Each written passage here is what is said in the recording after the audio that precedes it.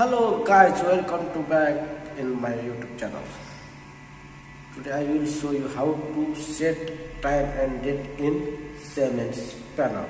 Okay, first you can go menu. Okay, put password. Okay, success. Okay, then you can go setting.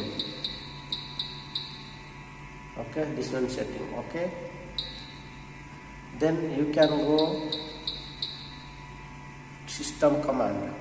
Okay, then there have writing systems, set system time there. Okay, then you can set this date and time.